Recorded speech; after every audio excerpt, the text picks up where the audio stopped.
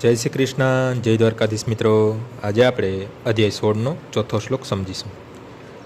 દંભો દર્પાભિમાનચ ક્રોધ પારુષ્ય મેવચ અજ્ઞાનમ ચાભિજાતસ્ય પાર્થ સંપદ માસુરીમ.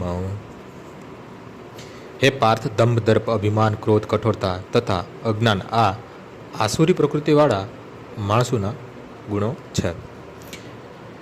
આ શ્લોકમાં નરકના રાજમાર્ગનું વર્ણન થયું છે. આસુરી માણસો ધર્મના તથા આધ્યાત્મિક વિદ્યામાં પ્રગતિ કર્યાનો દેખાડો કરે છે. જોકે તેઓ તેના નિયમો પાડતા નથી. તેઓ હંમેશા અમુક પ્રકારના શિક્ષણ કે પુષ્કળ સંમતિના સ્વામી હોવાનો ઘમંડ કરે છે. પોતે આદરને પાત્ર હોતા નથી, છતાં બીજા તેમને પૂજે તથા તેમનો આદર કરે તેવી અપેક્ષા રાખે છે. તુચ્છ બાબતો માટે તેઓ ક્રુદ્ધ થઈ જાય છે અને કઠોર વચનો બોલે છે.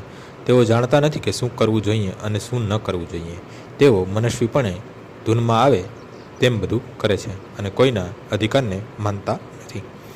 તેઓ માતાના ગર્ભમાં હોય ત્યારથી જ આવા આસુરી ગુણો ધરાવતા હોય છે અને જેમ જેમ તેઓ મોટા થતા જાય છે તેમ તેમ આ ગુણો પ્રકટ થાય છે.